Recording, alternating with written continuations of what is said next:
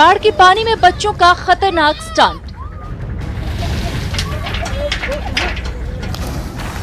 दरभंगा में बाढ़ से जहां आम जनजीवन अस्त व्यस्त है, वहीं बाढ़ के पानी में छोटे छोटे बच्चों के स्टंट से कई गंभीर सवाल खड़े हो गए हैं। ये नजारा दरभंगा के एकमी पुल का है, जहां ये बच्चे बागमती नदी की उफनाती धारा में छलांग लगाते देखे जा सकते हैं। कम उम्र के ये बच्चे अपने परिजनों की नजरों से छिपते हुए इस तरह की खतरनाक हरकत कर रहे हैं, लेकिन इन्हें नहीं पता कि ये मस्ती कभी भी मौत को न्योता दे सकती है।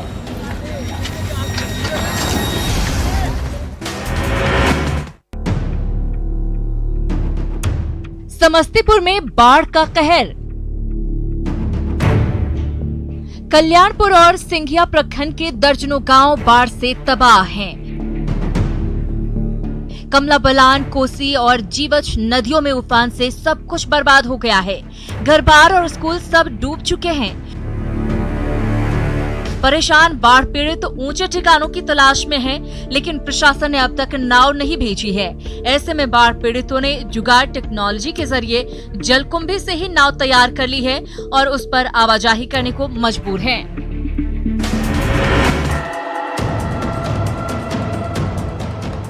समस्तीपुर में बागमती नदी का कहर देखने को मिल रहा है। कल्याणपुर प्रखंड में बाढ़ से भारी तबाही मची है। एक ओर जहां हजारों एकड़ फसल बर्बाद हो गई है, तो सड़क, पुल और घर-बार सब कुछ डूब चुके हैं। न पीने का पानी मिल रहा है और न खाने पीने का सामान।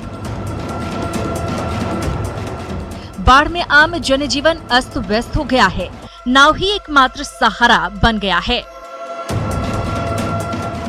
बाढ़ प्रभावितों को ऊंचे ठिकानों की तलाश में पलायन करने को मजबूर होना पड़ रहा है।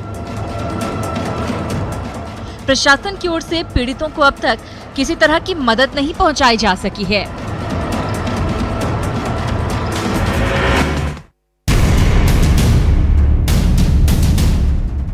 दरभंगा में बाढ़ ने भारी तबाही मचाई है। सैकड़ों गांव और हजारों घर बाढ़ के पानी में डूब चुके हैं।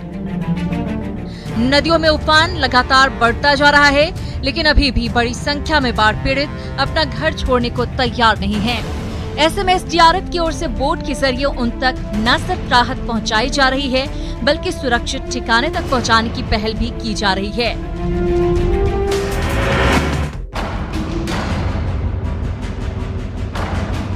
बेतिया में सिकरहना नदी कहर बरपा रही है। मझौलिया प्रखंड के 1 दर्जन से ज्यादा पंचायत पानी में डूब गए। हर बार सब पानी पानी हो गया। सुरक्षित रहने का कोई ठिकाना नहीं बचा है। कुछ लोगों ने घर की छत पर शरण ले रखी है, तो दर्जनों बाढ़ पीड़ित सुरक्षित ठिकानों की तलाश में बच्चों के साथ पलायन करने को मजबूर हैं। बाढ़ पीड़ितों को अब तक प्रशासन की तरफ से किसी तरह की मदद नहीं मिल सकी है। ऐसे में उनकी मुश्किलों का ठिकाना नहीं है।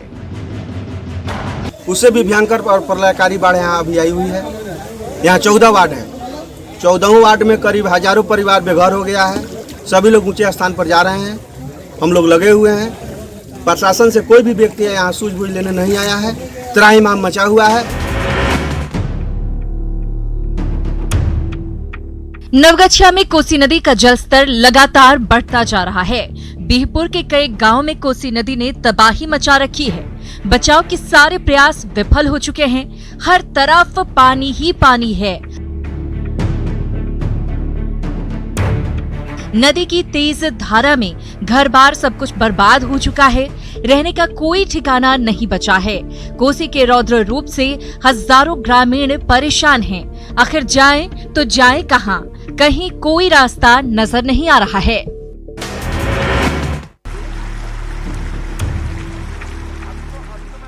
दरभंगा में बाढ़ के पानी में डूबा राष्ट्रीय उच्च पथ। दरभंगा में बाढ़ से बेहद बुरा हाल है। कई नदियों का जलस्तर बढ़ गया है। ऐसे में दरभंगा को मधुबनी से जोड़ने वाले NH 105 पर बाढ़ का पानी भर गया है। केवटी प्रखंड के पास इस नेशनल हाईवे पर पानी ही पानी नजर आ रहा है। हालत ऐसी हो गई है कि पानी की खतरनाक धारा के बीच राहगीरों को गुजरने के लिए मजबूर होना पड़ रहा है। ऐसे में हादसे की आशंका बनी हुई है। गाड़ी चलाने बहुत ज्यादा, तो अभी ऑफिस जाने में दिक्कत हो रहा है। हम लोग बैंक के स्टाफ है, अभी जाने में दिक्कत इतनी हो रही कि पूछिए मत। इतना लगता नहीं है कि आप अपना लाइफ जो है रिस्क पे डाल रहे हैं? अब क्या करें, नौकरी भी तो करना है ना, बाल बच्चे को भी तो देखना है ना।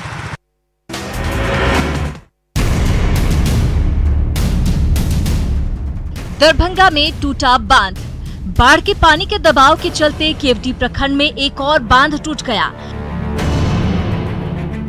ऐसे में आधा दर्जन से ज्यादा गांव बाढ़ के पानी में डूब गए और यहां रहने वाले बाशिंदों की मुश्किलें बढ़ गईं। अब चारों ओर पानी ही पानी नजर आ रहा है। नदी की तेज धारा ने सब कुछ लील लिया है। घर बार कुछ नहीं बचा है और हालात भयावह हो गए हैं। बाढ़ पीड़ितों ने प्रशासन से मदद की गुहार लगाई है।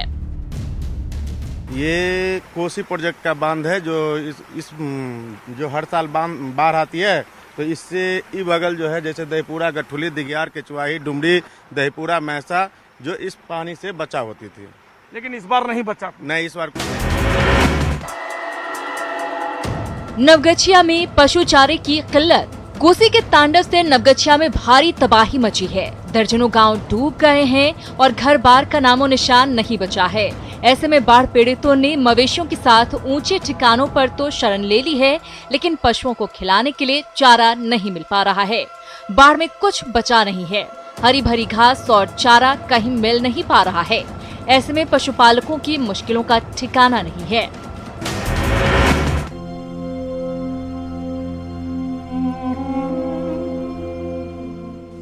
दरभंगा में बाढ़ की त्रासदी से जनजीवन तबाह है। सैकड़ों गांव और घर पानी में डूब चुके हैं और बाढ़ पीड़ितों की मुश्किलों का ठिकाना नहीं है। इस कठिन घड़ी में दरभंगा जिला प्रशासन की ओर से कई जगहों पर कम्युनिटी किचन चलाए जा रहे हैं, जहां बाढ़ पीड़ितों के लिए खिचड़ी बनाई जा रही है और उन्हें परोसा जा रहा है। इससे बाढ़ से परेशान ग्रामीणों को थोड़ी राहत जरूर मिली है।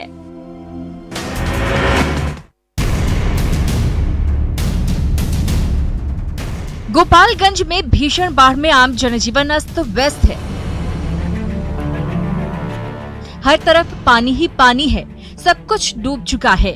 नाव के जरिए बाढ़ प्रभावित सुरक्षित ठिकाने की तलाश कर रहे हैं, तो बाढ़ में बर्बाद घर का सामान बचाने की जद्दोजहद में भी जुटे हुए हैं।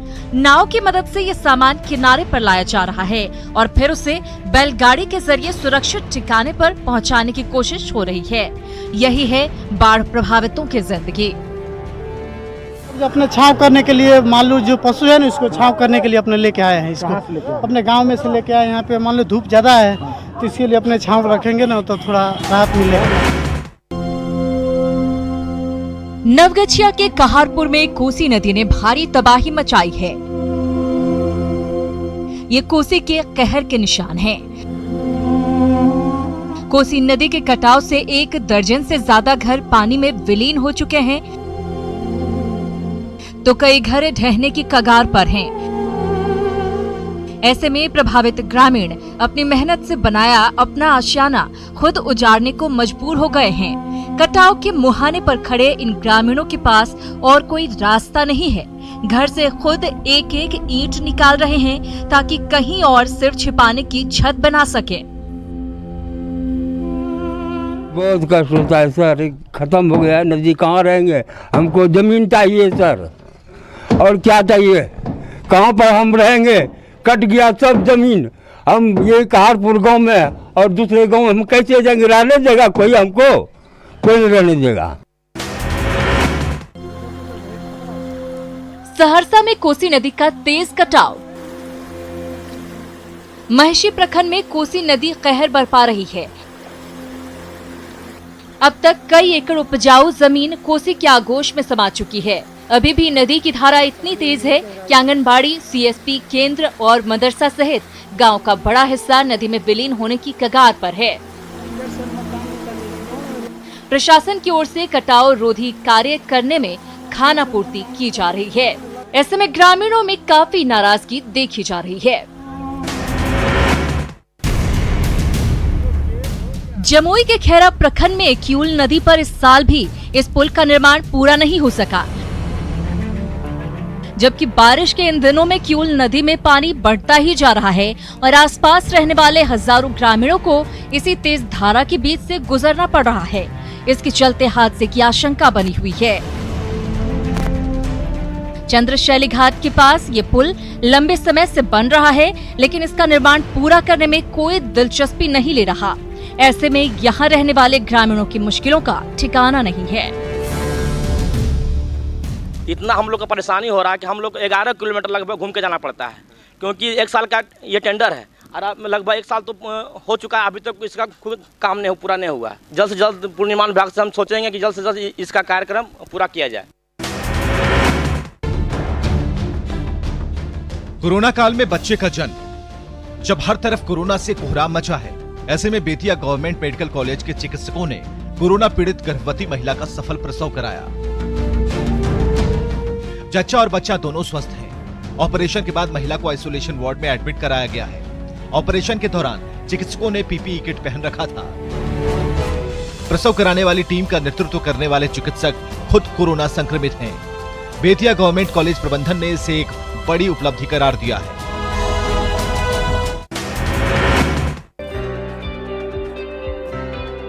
कोरोना काल में मदद के हाथ। पटना के गौरव कुमार चलता फिरता ऑक्सीजन बैंक चलाते हैं। कुछ दिन पहले वो खुद कोरोना संक्रमित हो गए थे और उन्हें ऑक्सीजन की जरूरत पड़ी थी। जब स्वस्थ हुए तो कोरोना मरीजों की मदद करने की ठानी और अपने कार को ही दे दिया चलते फिरते ऑक्सीजन बैंक का रूप। उनके पास 20 ऑक्सीजन सिलेंडर हैं। जहां से भी मदद की गुहार आती है, खुद ऑक्सीजन सिलेंडर लेकर निकल पड़ते हैं। उनकी इस पहल से अब तक कई कोरोना मरीज दुरुस्त हो चुके हैं।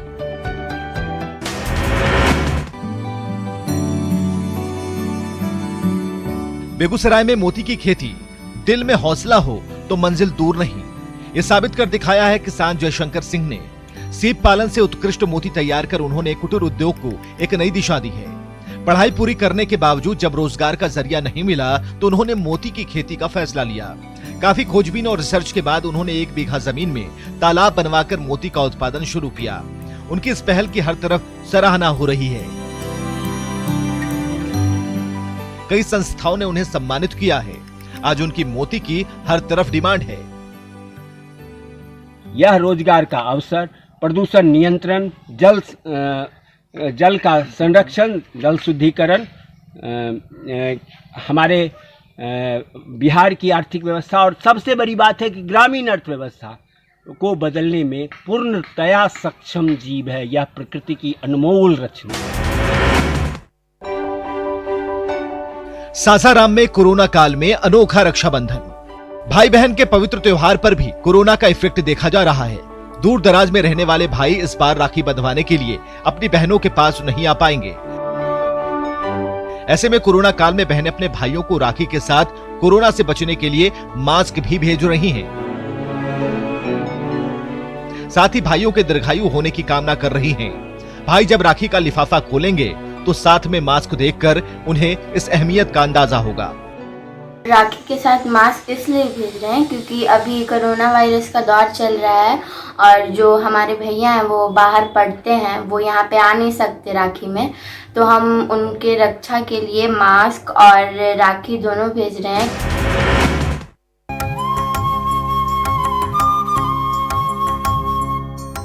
सावन में भोले की अनोखी भक्ति। शिव के प्रिय सावन के महीने में भले ही तमाम शिवालय बंद हैं और भक्तों को आने की मनाही है, लेकिन कटिहार की अनोखी शिव भक्त स्नेहा की भक्ति के क्या कहने। उन्होंने अपने घर में ही भगवान का मंदिर बना रखा है, जहां रोजाना वो न सिर्फ जलाभिषेक करती हैं, बल्कि भोले को प्रसन्न करने के लिए उनके प्रिय धतूरा, भांग और बेलपत्र से केक तैयार करती हैं और उसका भोग भी लगाती हैं। उनका मानना है कि भोले सभी का कल्याण करेंगे। उनका सोमवारी है, इसलिए हमने सोचा कि केक बनाकर भगवान को अर्पण किया जाए। केक में खासियत यही है कि भगवान को जो पसंद है भांग पत्ता और सभी और अन्य चीजें, वही मिलावटी से बनाया हुआ है केक।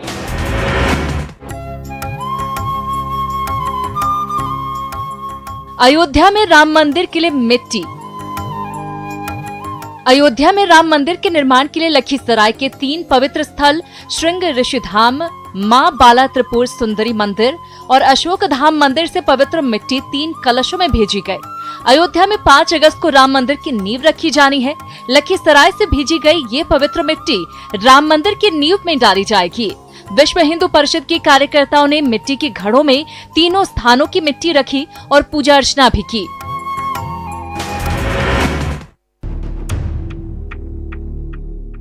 मजदूरों का पलायन। कोरोना काल में जिन प्रवासी मजदूरों को घर तक लाने में सरकार ने पूरी ताकत झोंक दी थी, वही प्रवासी मजदूर फिर से बड़े बड़े शहरों का रुख कर रहे हैं। पश्चिम सिंहभूम की आदिवासी स्वयंसेवी संस्था ने झीक पानी में प्रवासी मजदूरों से भरी 2 बसों को रोका। इसमें से एक बस तमिलनाडु और दूसरी बस तेलंगाना जा रही थी।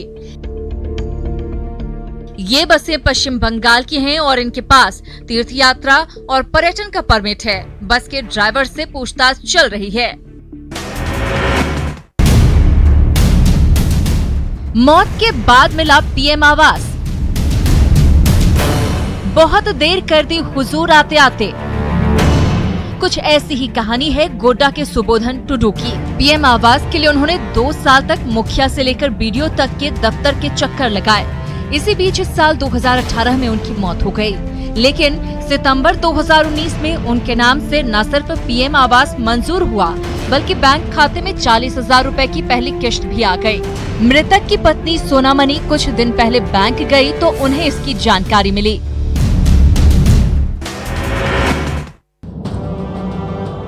हॉकी खिलाड़ी का गांव बदहाल। सिमडेगा के करंगागुड़ी गांव की इन्हीं गलियों में खेलते हुए बड़ी हुई संगीता कुमारी ने देश का नाम रोशन किया। कई प्रतियोगिताओं में पदक झटके, मेडल पर कब्जा जमाया और अपनी मिट्टी को गौरवान्वित किया। लेकिन इनके गांव तक आने जाने के लिए एक अदद सड़क तक नहीं बन सकी। यही नहीं, गांव में ना बिजली है और न पानी। बारिश के दिनों में तो आना जाना भी मुश्किल है। इस गांव में तो बहुत सारा समस्या है, जैसे कि अभी गांव में बिजली नहीं है। बिजली नहीं होने के कारण बहुत कठिनाई होती है, जैसे कि फोन ऑफ हो जाता है, किसी से बात नहीं हो पाता है। और गांव में पानी पीने की सुविधा नहीं है, एक ही चापाकल है। उसमें 14 घर वाले आते हैं पानी लेने के लिए, बहुत भीड़ हो जाती है।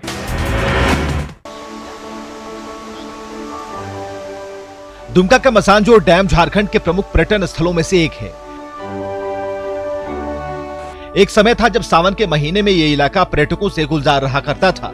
वैद्यनाथ धाम और बासुकीनाथ धाम मंदिर में पूजा करने के बाद पश्चिम बंगाल के तारापीठ जाने वाले श्रद्धालु रास्ते में मसानजोर डैम की खूबसूरत वादियों का दीदार किया करते थे। लेकिन कोरोना काल में आज इस डैम के दरवाजे बंद हैं, पूरा इलाका वीरान है और ऐसे में यहाँ के दुकानदार बेहद परेशान हैं। लॉकडाउन में तो यह स्थिति खराब है। अभी सावन महीना चल रहा है, अभी तो पूरा भीड़ भाड़ रहता है कांवड़ बम का। और अभी तो इस बार तो पूरा खराब स्थिति है। दुकानदार ऐसे बंद, खुला है लेकिन पूरा बंद ही जैसा है। बीएसएफ ने बचाया पानी।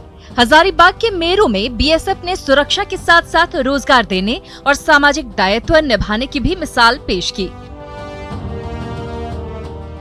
1200 एकड़ में फैले बीएसएफ कैंपस में 7 तालाबों में से 3 का गहरीकरण और सौंदर्यीकरण भी कराया जा रहा है। इसके जरिए 30,000 क्यूबिक मीटर पानी बचाने का लक्ष्य रखा गया है। साल 1974 में ये तालाब बनाए गए थे। इतने लंबे अंतराल के बाद इन तालाबों में न सिर्फ मिट्टी भर गई है, बल्कि कैपेसिटी भी कम हो गया है। ऐसे में बीएसएफ की इस ताजा पहल से न सिर्फ आसपास के गांव में सिंचाई हो सकेगी, बल्कि प्रवासी मजदूरों को भी रोजगार का मौका मिला है। इससे फायदा 2 हो गया। एक तो फायदा हो गया कि ये जो लेक है इनकी लाइफ बढ़ गई। दूसरा, इनकी वजह से अब इस पूरे इलाके में जो ग्राउंड वाटर लेवल है वो रिचार्ज हो जाएगा और काफ़ी टाइम तक मेंटेन रहेगा। इस लेक का फ़ायदा जो अगल बगल के किसान लोग हैं वो भी, जब ड्राई मानसून आता है तो उसमें से कुछ पानी जाता है जिससे उनकी सिंचाई का काम होता रहता है।